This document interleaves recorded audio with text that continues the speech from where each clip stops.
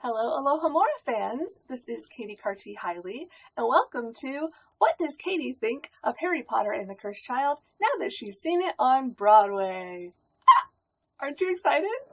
This is gonna be great, you guys! Great! This is actually take 3 of what I'm attempting to do because I ramble a lot. So I made really specific notes this time. So if you see me reading from something, that's why. I'm trying to keep it short for your sake. But I'll try to not just be reading from my notes the entire time. So here we go. I'm going to try to keep this under half an hour. Wish me luck. So first, I just want to say that although I have loathed, that's a hard word to say, although I have loathed the plot of this play and the fact that it exists ever since the beginning, I went into this viewing with a very open mind.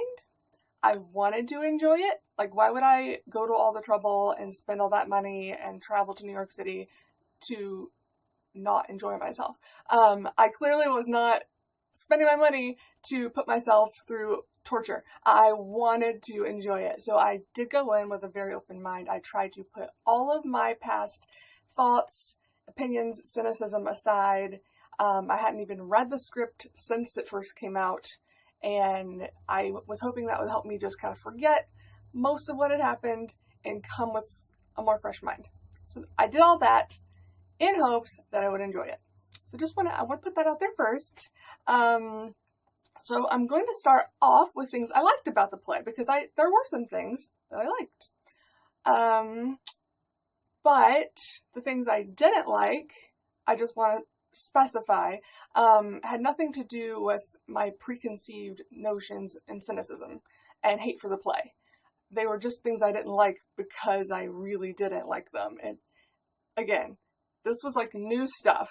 This was stuff I had not seen before, so how could I be upset about it until I had seen it? So, okay.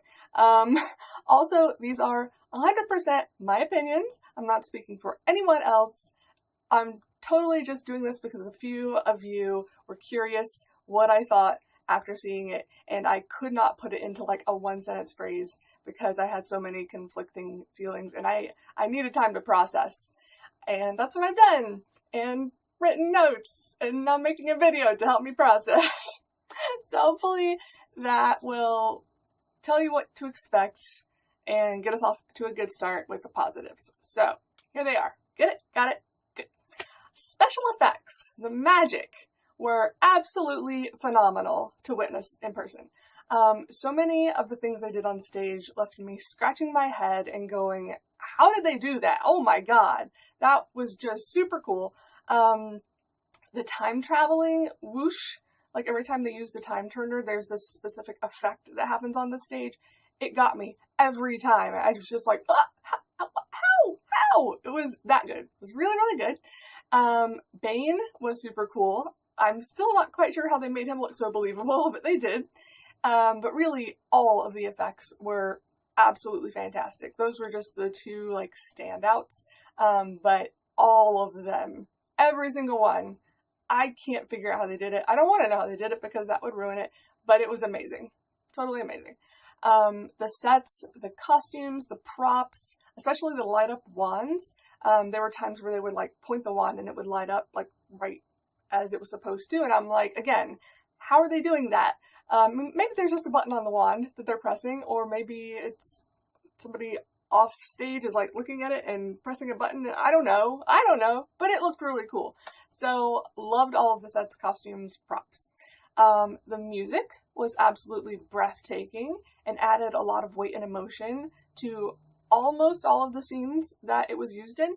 There was only one scene that the music ruined for me, and that was the staircase scene with Albus and Scorpius, which had been super hyped up to me, so I was really looking for it and expecting to feel the sad, melancholic feelings that the characters would be feeling in that moment that they were being separated and could not be friends and be together even though they wanted to be. But the music was just a bit too upbeat. It wasn't happy music, but it wasn't sad to me either. So it kind of ruined the emotion for me a bit, and I was just like, that's an odd choice. I don't understand why they went with that music for that particular scene. But the rest of the scenes that had music in them were fantastic. I really want that soundtrack. There was one in particular, I can't remember which scene, sorry. But I looked at Eric and I was just like, this music is beautiful! And he was like, yeah, I know. So, great job on the music. There were many laugh-worthy scenes. Like the Polyjuice scene, I think, was my favorite as far as hilarious, made me want to pee myself because it was so funny. The actors acting like different versions of themselves, and the transition, the magic of turning one character into another was flawless. Amazing. Don't know how they did it. Super cool. Let me talk about the actors real quick that I liked and disliked. But let me first preface this, that perhaps I did myself a bit of a disservice by watching Hamilton on Broadway 3 days before seeing Cursed Child. And Hamilton is so amazingly good that Cursed Child isn't even in the same galaxy as far as the writing and the talent that you see and hear on stage.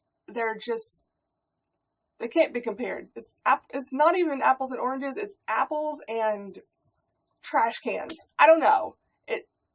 They cannot be compared because they don't belong anywhere near each other. They do not belong 2 streets away from each other. I do not think that this play deserves to be on Broadway. I do not think it's good enough. And that's writing and acting.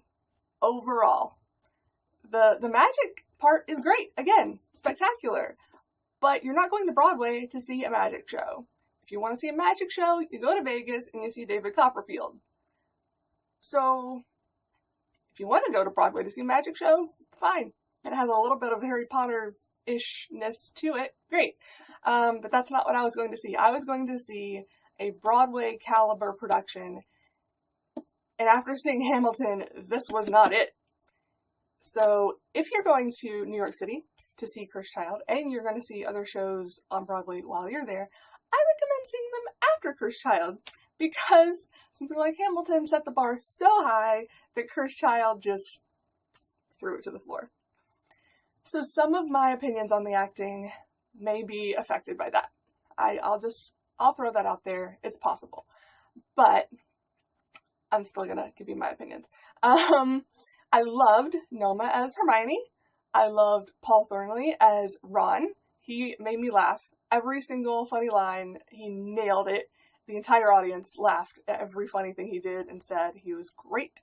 One that I wasn't expecting to really love, but I did, was Alex Price as Draco. I didn't really think I would have much of an opinion on Draco, and I did. I actually loved him a lot.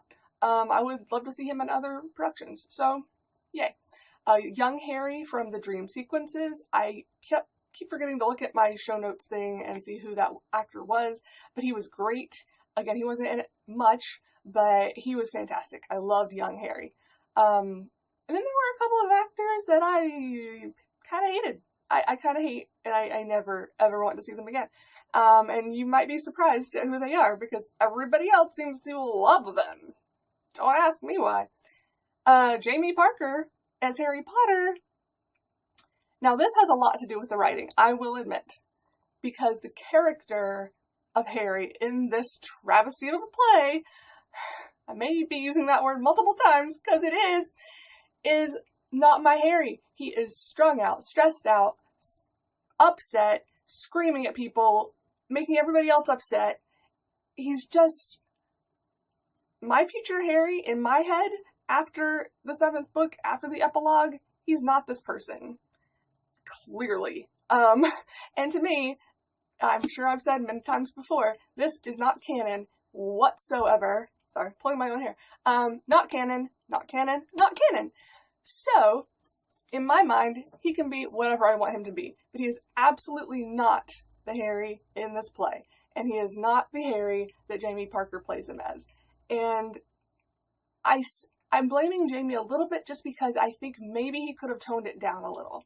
Maybe he could have not been quite so over the top with the anger and the stress and the fear and the whatever. Just my opinion. So there's that. Now the one, again, everybody told me I was going to love this actor and this character, and I ended up absolutely hating him, and he ruined the character for me. Anthony Boyle as Scorpius Malfoy. What is wrong with him? Why, oh why, does he scream almost all of his lines? Why? Like the entire first half of this play, every time he's on the screen, he's on the stage screaming every line like this. Like he's supposed to be nerdy and quirky and geeky and unsure of himself or whatever, trying to make friends. But nobody that's actually nerdy, geeky, quirky, and trying to make friends acts like that. Nobody. If anything, we get shy, we get timid, we say less instead of more. Like, I'm a geeky, nerdy, awkward person, and I would never, first time meeting somebody, get in their face and be like, oh, will you please sit in my compartment? I have sweets. It was really annoying. Like, really annoying. My ears were hurting. And if I had not read the script beforehand, I wouldn't have even known what he was saying half the time because it was ruining his enunciation of the words. So stop the screaming, Scorpius. Like, he was a bit better in the second half, and I don't mind reading him in the play, but I don't ever want to see him ever again in this or anything else, because all I'm going to see is a guy screaming in my face, and I ain't got time for that. Who's got time for that? It's not, no bueno. No bueno. Do not like. Stop screaming. Just be awkward, nerdy, and cute. That's what I was expecting. You weren't that. The rest of the cast, not much to say. Some of them were actually just kind of meh, like ones I thought I would have an opinion on, like McGonagall, Jenny, Snape. They were just kind of like, whatever, to me. I didn't like them, I didn't dislike them, I just didn't care about them. So that kind of tells you something, I guess. Now I've already started into the things I disliked with the actors, but now I'm going to get into the rest of the things that I disliked. So number one, and this is a massive one for me, they changed the script. They should not be making major changes. Like, little tiny changes, who cares? Probably wouldn't even notice. Not a big deal. This was a major change, in my opinion, and they should not be making major changes to the script. Harry, I think, although Eric said this morning he thought it was Ron who delivered the line, so the jury's still out. In my memory, I'm pretty sure it's Harry, but I could be wrong. So I'll try to get confirmation from somebody else. One of the two said that Delphi was a human Horcrux. Like in the scene where they go to her room and they figure out who she is and why she's doing what she's doing. They say that before the end of the scene. It's bad enough that Delphi is apparently the progeny of Voldemort, but the thought that he also made her a Horcrux means that Harry would not have been able to kill him in the Battle of Hogwarts. He would have still had a Horcrux out there. He would have still been alive. Look at that. I just completely trashed your stupid new line. It doesn't make any sense. Okay. It's wrong. It's lies. You must not tell lies. Stop it. Take that out. Just take it out. It's completely unnecessary. And it's just, okay. Other problems with that. Harry or Ron, whoever that said it in such a way as if it was a concept they had never heard of before. Like, human Horcrux! To get this big reaction from the audience at the end of the scene or whatever. But Harry had been a human Horcrux for 16 years of his life. This is nothing new to Harry or Ron, whoever said it. So why act like, oh my god, what? How could... That's never been done before. Oh, I'm so surprised. No. That's been done. Been there, done that. Stupid. And, okay, it may have been hyperbole, or it may have been meant as truth. We have no way of knowing. it wasn't delivered in such a way that it wasn't like sarcastically said. It was said in such a way that it could be taken as exaggeration. It could be taken as literal. That's the problem with putting new crap like this in the play, is you're adding new content that we don't know how to take or how to interpret, and it just muddies the plot even more, which it was already darn murky beforehand. We don't need it muddied even more. But also, if she actually is a Horcrux, guess what? At the end, all they do is imprison her. If she's actually a Horcrux, you have to kill her. You have to destroy her with the Sword of Gryffindor, a basilisk thing, something. You can't just stick her in Azkaban. That's not what you do with Horcruxes. So, all of that, there's nothing good about it. It's all wrong. It should never have been said. I hope they take it out, but it was said, and it made me really angry, and just goes to further prove this is not canon. If they're going to keep making changes to it, how can it possibly be canon? You can't just change canon. You can't just go around, like, J.K. Rowling's not going to get on Twitter and be like, oh, this line in Prisoner of Azkaban, actually now it's going to say blah, blah, blah, and give it a completely new meaning. That doesn't happen. It's not how it works. This is not canon. So anyway, it went by very quickly and felt rushed. The scenes were too short, and there were too many of them. So way too many transitions. And most of this is just the writing. And then trying to fit this entire thing into a 5-hour play. But I feel like they could have gotten rid of a few filler scenes to slow things down just a little bit and make the transitions less jarring. But if you look back at your script book, these scenes are stupid short. I'm just, like, let me just see if I can pull out some. Okay, there's a long one, sorry. But even that one's, 5 pages?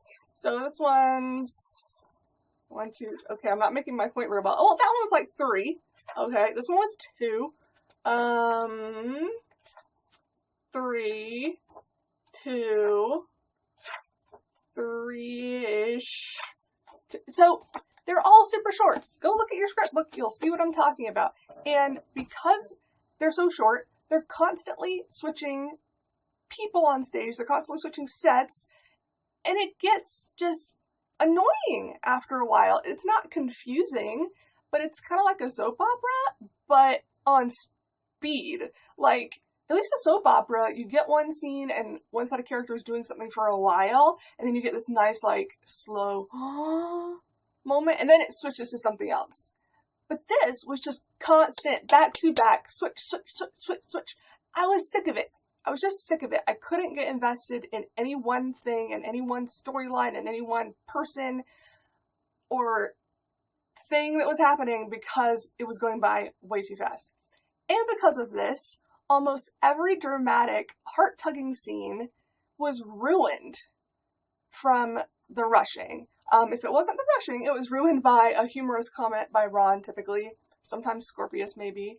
It was like they were trying to diffuse attention with humor, but it was a scene in which I felt like, I don't want you to diffuse this. I want to feel this emotion. Why are you taking that away from me? Or we're in this scene that's super dramatic and super sad or whatever. You're getting drawn in. You might be starting to, your tear ducts are starting to burn, and you're like, ah, and then boom, gone. Just kidding. Oh, you wanted to feel something? Huh? You're funny. Nope. On to the next scene. So I did not like that at all. In a 5-hour play meant for adults, I wanted to feel the drama. I wanted to feel all the emotions. That was one of the main reasons I was there, because I thought seeing it in person would give me an emotional connection to this play that you couldn't get just by reading it. But no, not really, because they kept taking it away from me. Really good example, the very end of the play, or right near the end, the big scene where Harry and company are watching Voldemort kill his parents across the street. I was expecting to really get pulled into that, to be completely just waterworks down my face, and it was over so quickly that it didn't happen, and I felt robbed. I thought, if nothing else in this play, like, I had cried a couple of times briefly earlier in the play, but I was like, if nothing else, that scene will get me. That scene will make me sob, and I will have at least felt something by the end of this play. But even that scene they ruined. One, because Harry is screaming, which I was not expecting, and I don't know if it says that in the script or not. I expected more of just a breakdown, a sob kind of reaction from him. I did not expect this guttural scream of agony, which both would fit in that situation. I get it. I don't know what I would do in that situation. I might scream too. But in the play, it took me out of it because that's not what I was expecting. That's not what would have made me cry. Which is weird though, because in Order of the... No. One before that. Triwizard. Goblet of Fire. There we go. Knew I'd get there. In the movie, when Cedric's dad screams over his dead body, I cry every time at that. So maybe it wasn't the screaming. Maybe it was just that it was cut off too short. There's a rotating stage, and they're like in center stage when that happens, and then it just rotates them right off the stage, and then you see Hagrid. I needed it to stay longer, is what I needed. And boop, gone. And then Hagrid's there, and I'm like, oh, okay, this is a good scene too. I remember this one, and I remember loving the line, like, we're gonna be friends whether you like it or not. This should be great. But the freaking crib was on fire! Harry's crib in the middle of the stage in front of Hagrid in flames. Why? That's not in the script. Was not expecting that. And in the script it says there's like James and Lily's dead bodies on the ground and he puts flowers on them. None of that happened. I didn't see any bodies. I don't remember everything he said. Maybe they changed some of those lines too. But fire?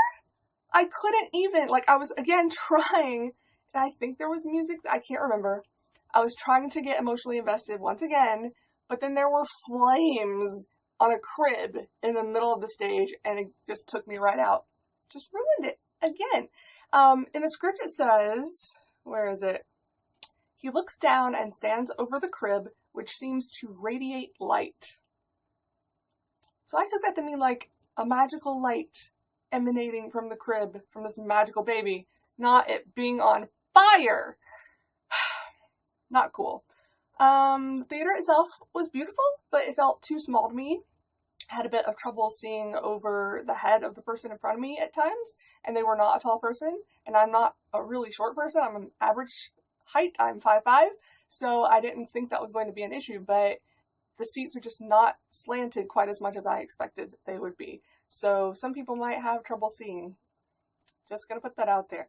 So in conclusion, oh god, I don't know if I can do this in 7 minutes. I'll try. As a massive Harry Potter fan, I am glad that I experienced the play because otherwise I would have been left wondering, what if? And being on Alohomora, I wanted to be able to fully participate in Cursed Child discussions as someone who has experienced all of it. It gave me a visual representation of the play, so if I ever do read it again, doubt it, I won't have to strain my imagination. I'll just be able to see what they intend you to see. And I got to check it off my Harry Potter bucket list. Yay. But I guess maybe the biggest gift it gave to me was just the ability to say, okay, been there, done that, move on now. I can just move on and never have to think about it again, unless it's brought up in conversation, and then I'll talk about it, but no. Okay. But I do want to say real quick, not going to the play does not make you a bad fan. I don't want anyone to think, oh, but to be a good Harry Potter fan, I have to see this, I have to spend all this money, I have to... No, you don't. You really don't. If you want to, great. But this is not like a gatekeeping thing that you have to see this play to be a good Harry Potter fan. It's not written by J.K. Rowling. You don't have to see it. Okay. And if you do go, especially if you're like me and you're not sure that you're going to like it, I definitely recommend going with a large group of Potterheads because I'm not sure I would have felt that the trip was worth it, honestly, without my friends being there. I don't regret seeing it because I was with some awesome people that could appreciate it along with me. especially like the spectacular magical bits of it, and talking about that was really fun. But without that, it would have been just a massive letdown in the end. It did not feel like a Harry Potter play to me. It felt like a knockoff, fanfic, forgery. Did not like it. Comparing it to Hamilton, like I said, literally do not believe the play belongs on Broadway. I just don't, and I have no desire to ever see it again. I wish I could say otherwise. I wish I could say I loved it and enjoyed it and want to see it again next week. I can't. That would be a lie, and I don't tell lies. Although I can also say that seeing it validated the thoughts and feelings that I was already having about the play, so in this instance, my instincts were right for me. Yay, good instincts. But another good thing that came from the experience is that it made me want to go to more Harry Potter conventions, because hanging out with my Potter friends was absolutely the highlight of that trip. So my big takeaway is have more meaningful experiences with Harry Potter friends, but not at this play. Okay? Because they were fantastic. They were a blast. And I've only been to one Harry Potter convention. That was last year at MuggleNet Live, which was amazing. And I need to make it a priority to go to these more often and see my Potter friends more often, because I love them and I miss them and I wanted to take them all home with me, and I'm sad that I couldn't. So, and I also don't regret going to New York City, even though I was really scared of the city before I got there. It wasn't that bad. I had a blast seeing Hamilton, seeing Puffs. Puffs is hilarious. You should see that. Hanging out with friends who I rarely get to see, celebrating Eric's 30th birthday. Happy birthday, Eric! Woo! That was super fun. Made memories that I will cherish and will last a lifetime, but I didn't need to see Cursed Child to do any of that. I could have just gone to New York City and hung out with my friends and probably would have had a better time. Maybe. I don't know. Although I did like experiencing it with them, just so we could all together go, huh? Really? Okay, yeah. And in the end, it did not make me like Cursed Child any better. In fact, I think I like it worse. I already hated it. Now or loathed it. I don't know what's worse than loathing, but that's what I have for this play now. But real quick, before I leave, I do want to say I hope that you enjoy it. If you are going to see it, if you have tickets, if you buy tickets, I want you to enjoy yourself. I am not saying any of this to try to color your experience, to like convince you it's going to be bad at all. This is all my experience and my opinion. I hope that you have a fantastic time. I hope you love it. I hope you come away from it thinking, that was the best whatever dollars, however many dollars I spent. I'm going to see it again 50 times, all of that. I wish wonderful things for all of you. But you were curious what I thought. This is what I thought. And I'm wishing especially good luck to Michael, because I know he's seeing it in November, and he and I see eye to eye on a lot of these issues.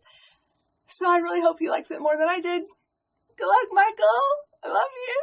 Prayers for Michael! And real quick, I recommend listening to MuggleCast episode 366, which is the episode those guys recorded directly after we finished seeing that production together. And they made some really good points and some that I did not bring up, and I think they were actually a little nicer overall about the play than I was. So yeah, give that a listen. And look, I did it in less than 30 minutes! Go me! It only took 3 tries. Okay, I'm gonna go now. I hope you enjoyed this, and I would love to hear your opinions, and if you have any questions for me, feel free to let me know. And I will talk to you soon on Alohomora. So then, open the Dumbledore!